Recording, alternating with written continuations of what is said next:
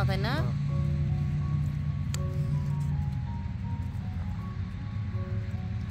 বাতাস তো নয়।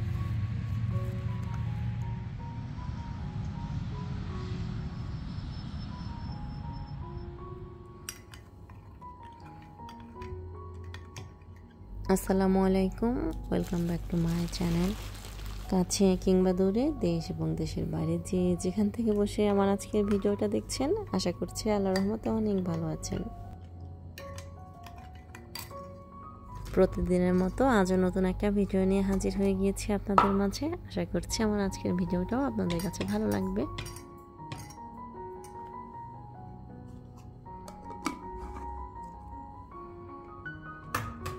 প্রত্যেক দিন সকালে হচ্ছে আমার শরবত খাওয়ার অভ্যাস। দেখা যায় দু একদিন বাদ যায়, প্রায় প্রত্যেক দিন আমি চেষ্টা করি এই গুড়ের শরবতটা খাওয়ার। আর এই গুড়টা কিন্তু বাংলাদেশ থেকে আনা, একদম খাঁটি গুড়।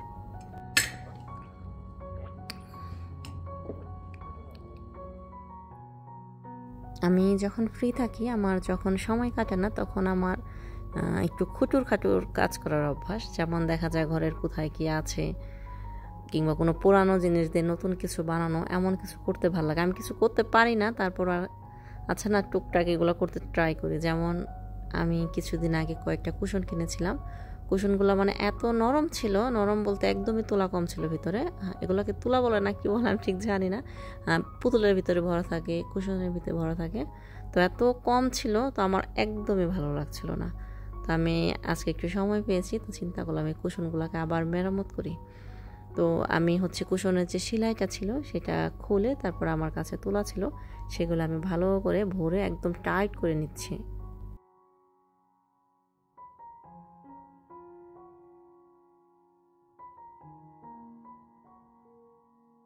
আমার মনে হয় আমার এই অভ্যাসটা হচ্ছে আমার মায়ের কাছ থেকে এসেছে। আমি যখন ছোট ছিলাম তখন আমার মাকে দেখতাম যে এটা ছিঁড়ে এটা বানাচ্ছে, ওইটা ছিঁড়ে এটা বানাচ্ছে। আমার মার মেশিন ছিল না, হাতে সেলাই করে বানাতো। দেখা যায় আমাদের অনেক কোল বালিশ, অনেক মাথার বালিশ আমার মা নিজের হাতে বানিয়ে দিত। তারপর দেখা যেত যে আমাদের কোনো ওড়না ছেড়ে গেলে কিংবা কোনো কাপড় থাকলে ওগুলো সেলাই করে পাপোশ বানাতো। তারপর আমরা রান্নাঘরে যে লুসনি ব্যবহার করি, সেই লুসনি বানাতো।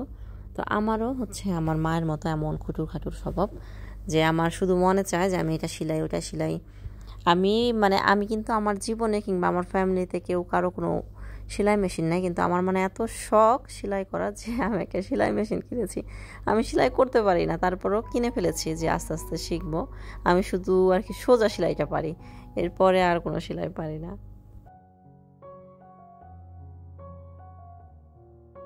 তো একা একা আর সেলাই করতে পারছিলাম না, তো তাসিনকে নিয়ে আসলাম যে বাবা আমার সাথে একটু হেল্প করো, তুমি ধরো, আমি একটু সেলাই করি।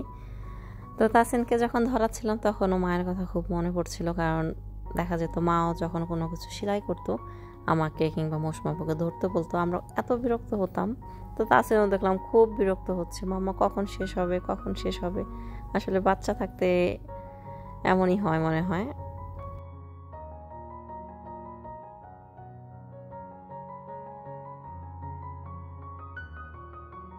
তো আমি একটা জিনিস খেয়াল করলাম যে মানুষের বিশেষ করে মেয়ে মানুষের স্বভাব চরিত্র অনেকটা মায়ের মতো হয়। যেমন আমার মাকে আমি সেলাই করতে দেখছি, তো আমারও ভিতরে সেলাইয়ের খুব শখ। আমি আবার একটা দেখলাম যে আমার মেয়েরও খুব সেলাইয়ের শখ। ও তো ছোট মানুষ, সেলাই করতে পারে না, তারপরও দেখলাম যে একটা সুই আর সুতা নিয়ে তারপর আমি যেগুলো কাপড়গুলো কেটে কেটে ফেলে দিচ্ছি ওগুলাকে সেলাই করে জয়েন্ট করছে আর বলছে মাম্মা দেখো আমি সিলিয়েছি। আসলে প্রত্যেকটা সংসারে মায়ের প্রতিচ্ছবি মেয়েদের উপরই পড়ে। এর জন্যই কিন্তু বলে যে বিয়ের সময় ভালো পরিবারের মেয়ে আনবা, মেয়ে দেখে নয় মা দেখে মেয়ে আনবা। এটা কিন্তু আগের দিনের মুরব্বীদের একটা কথাটা আসলে সত্যি। তো এখানে হচ্ছে আমার কুশন একদম কমপ্লিট, দেখেন কেমন হয়েছে, এত ফুলিয়ে ফেলেছি যে এখন কোনোভাবে দাঁড় করে রাখতে পারছি না, ঠাপ করে পড়ে যাচ্ছে, একদম ঢাবুস হয়ে গিয়েছে ফুলে। তো আমার এমন ফোলা ফোলা কুশনই খুব ভালো লাগে। তো আজকে হচ্ছে দুপুরবেলা তেমন ভালো কিছু রান্না করিনি, তো চিন্তা করলাম যেহেতু বাচ্চাদের দুপুরে ভালো কিছু রান্না করে খাওয়াইনি, বাচ্চাদেরও বন্ধ, সারাদিন বাসা থাকে আর এটা খেতে ইচ্ছা করে ওটা খেতে ইচ্ছা করে, তো রাত্রেবেলা একটু ভালো কিছু রান্না করে দেই। তো চিন্তা করলাম তাহলে বাচ্চাদের জন্য বিরিয়ানি রান্না করি। তো বিরিয়ানি রান্না করতে গেলে তো ঘি লাগবে। তো তো এই যে আপনারা ঘিটা দেখতে পাচ্ছেন, এটা হচ্ছে আমি বাংলাদেশ থেকে এনেছিলাম, এমন 5টা এনেছিলাম। তো সবগুলা খাওয়া শেষ, আমার এই লাস্ট একটাই ছিল। দেখেন একদম খাঁটি গাওয়া ঘি। এই ঘিগুলা হচ্ছে আমাদের আর কি ওয়াটার দিয়ে বানানো, একদম স্পেশাল করে ওয়াটার দিয়ে বানিয়ে দেয়। ওয়াটার দিলে আর কি আমরা একসাথে অনেকগুলো বানাই, যেমন দেখা যায় আমার অনেকগুলো লাগে, 5টা 7টা লাগে, আমার ছোটো জায়ের লাগে, মেজো জায়ের লাগে, আরও যে জায়ের আছে সবার লাগে। তো একসাথে ওয়াটার দিলে ঘোষবাড়ি বলে, ঘোষবাড়িতে ওয়াটার দিলে পরে বানিয়ে দিয়ে যায়, ওগুলো আবার আমরা নিয়ে আসি, আনলে আর কি অনেক দিন খাওয়া যায়। যদি আপনি ডিপ করে রেখে দেন একদম ঘ্রাণ ঠান একদম মানে আগের মতোই থাকে, একটু নষ্ট হয় না।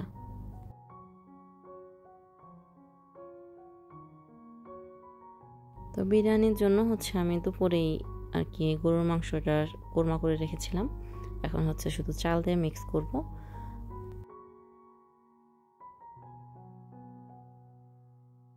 কাতারে হচ্ছে অ্যাভেলেবেল বাসমতি চালটা পাওয়া যায়, কিন্তু আমার কাছে না, এই তেহারি যেটা, এটা হচ্ছে আপনার এই চিনি গুঁড়া চাল দিয়ে রান্না করলে বেশি মজা লাগে।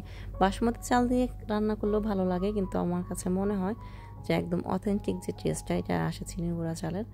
কারণ হচ্ছে চিনি গুঁড়া চালের কিন্তু আলাদা নিজস্ব একটা স্মেল আছে।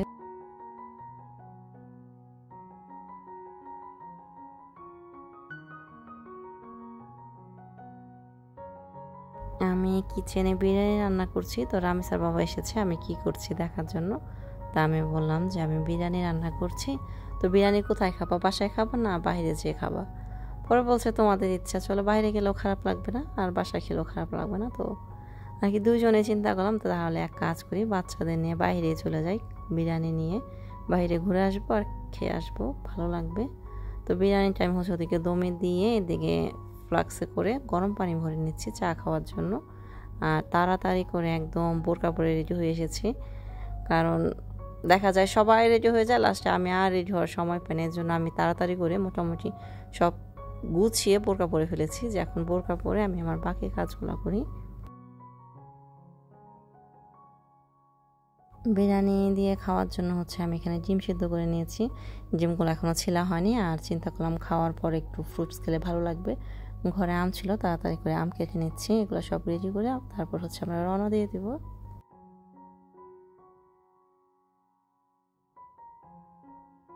তো এখন হচ্ছে আমরা খাবার দাবার নিয়ে কর্নেশের দিকে যাচ্ছি।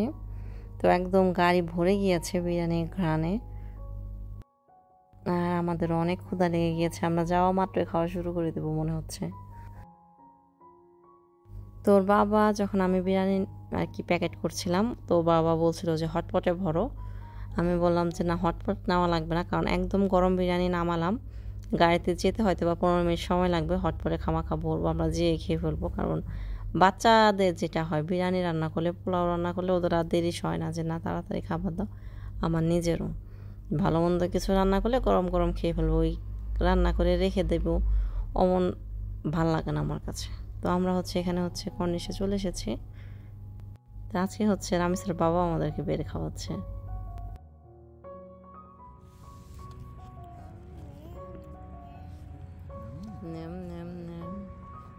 দেখি পাখি, পাখির মতোই।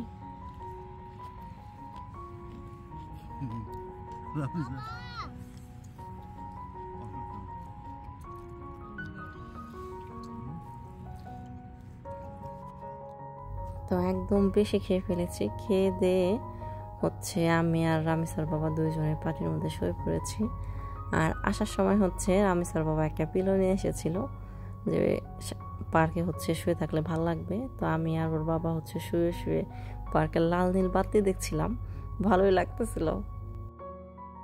মানুষ হচ্ছে ঢাকা শহর আসলে লাল নীল বাতি দেখে, আমরা কাতার শহর শুয়ে শুয়ে লাল নীল বাতি দেখছিলাম।